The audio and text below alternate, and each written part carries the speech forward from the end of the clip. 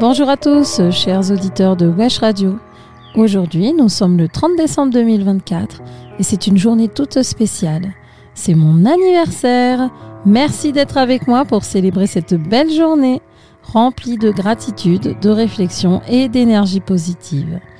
En cette occasion, j'aimerais partager avec vous un message qui me tient particulièrement à cœur. Le plaisir se ramasse, la joie se cueille et le bonheur se cultive. La vie, chers auditeurs, est un jardin. Chaque moment de plaisir que nous vivons est comme une fleur tombée au sol, un cadeau inattendu qu'on ramasse avec émerveillement.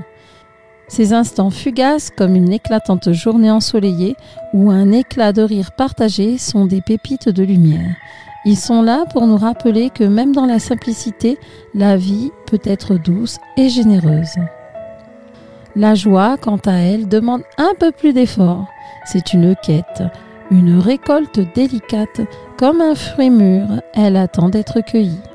Mais pour cela, il faut tendre la main, être attentif et savoir reconnaître les occasions qui l'apportent. La joie se trouve dans une conversation sincère, dans un projet mené à bien, ou dans ces moments où l'on se sent pleinement vivant. Et enfin, il y a le bonheur. Contrairement au plaisir ou à la joie, le bonheur ne tombe pas du ciel et il ne se trouve pas tout à fait prêt à être cueilli.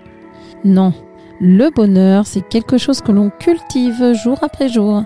Il demande du soin, de la patience et de l'amour. C'est un travail de longue haleine, mais tellement gratifiant.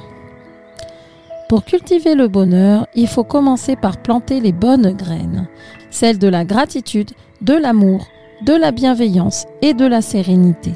Prenez soin de ces graines, arrosez-les avec des gestes d'attention et protégez-les des mauvaises herbes comme les pensées négatives ou les jugements inutiles.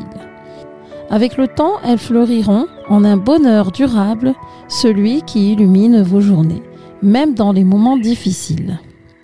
Aujourd'hui, en ce jour spécial pour moi, je tiens à partager cette réflexion car elle me rappelle à quel point la vie peut être riche et belle si l'on prend le temps de savourer chaque instant, de reconnaître ses joies et de travailler à son bonheur. Ce n'est pas toujours facile, bien sûr. Parfois, les tempêtes viennent secouer notre jardin.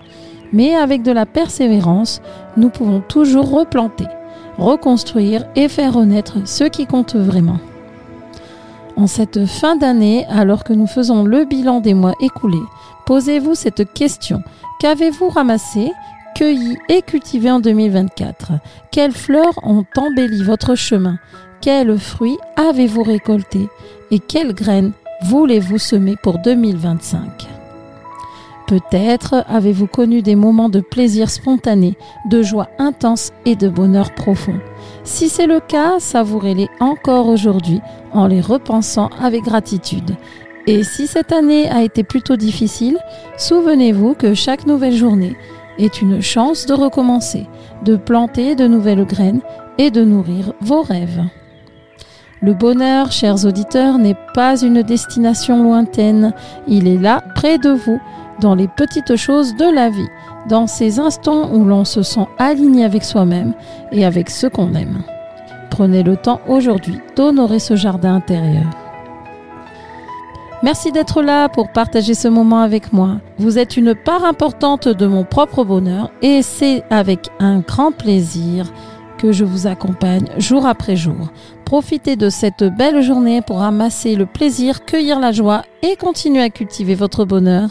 Et je vous dis donc à demain pour un autre message positif.